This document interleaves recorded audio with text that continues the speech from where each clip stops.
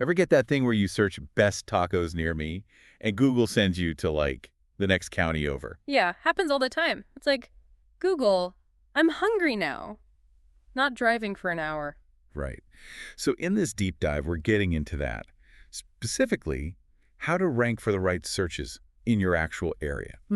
And, you sent me some interesting stuff for this. Oh, yeah. Yeah. Articles, even Google patents. I mean, we're going full on behind the scenes with this, right? That's the goal. Got to understand how Google thinks if we want to, win the game. Exactly. So first things first, for anyone listening who maybe hasn't obsessed over this stuff like we have, what are regional service pages? Why do they even matter? So think of it like this. Your business, you cover a decent-sized area, right? Or not just in one tiny town. Right. Got multiple locations maybe, or service the whole region? Exactly. Regional service pages are how you tell Google, hey, I'm relevant to each spot within this area, not just like my main address. Okay, so it's more targeted than just having a general services page on your website. Way more. Because on a general page, you're kind of talking to everyone, right?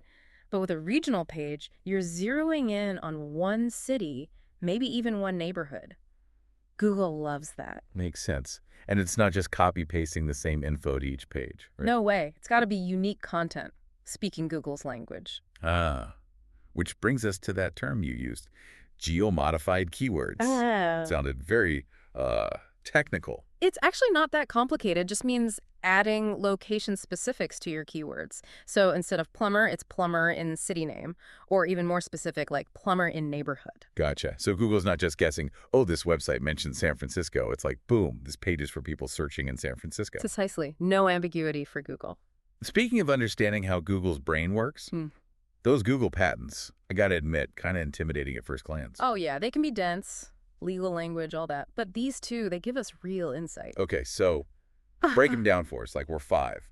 Deal. So first one is geographic-based search results. Basically, Google looks at where your business actually is and where the searcher is, and is trying to match those up. Okay, that's logical. But there's got to be more to it, right? Like, how does Google know if a business is truly relevant to a location? Right. That's where the second patent comes in. Methods for determining content relevance to geographic areas. This one's all about what's on your page. Does it actually mention local stuff? Like what? Specifically, landmarks, street names? All that.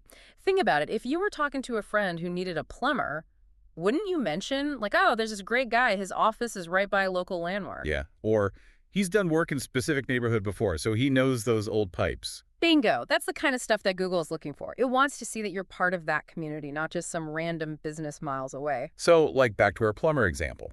If I'm in San Francisco, my page should mention the Golden Gate Bridge, Alcatraz, those iconic spots. Exactly. Or if you're targeting a specific neighborhood, talk about its unique character. Like, we understand the challenges of plumbing in North Beach's historic buildings. Wow, suddenly it's not just a generic plumber website.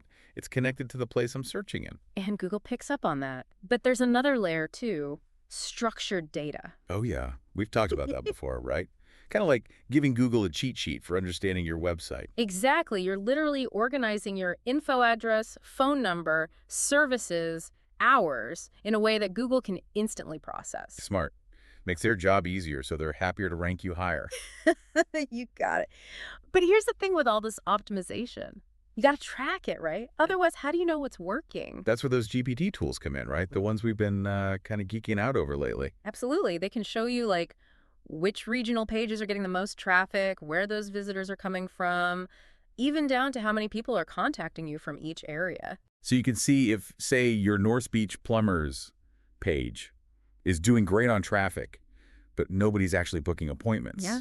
That's a sign to tweak something. Exactly. Maybe the content's not quite hitting the mark, or maybe you need to highlight a different service that's in high demand. Their data tells the story. This is awesome. Seriously, some next level stuff. And for anyone listening who's like, okay, I'm ready to dominate local SEO. Gotta plug the GMB Crush 30 Days Ranking Challenge. Yes. Step-by-step roadmap. Can't recommend it enough. And as you dive into all this, just remember, what really makes you stand out, what Google loves, is authenticity. Yeah, like actually caring about the communities you serve, not just trying to game the system. Right. Talk to people, not just algorithms. Because at the end of the day, that's what makes a business truly successful. Couldn't have said it better myself.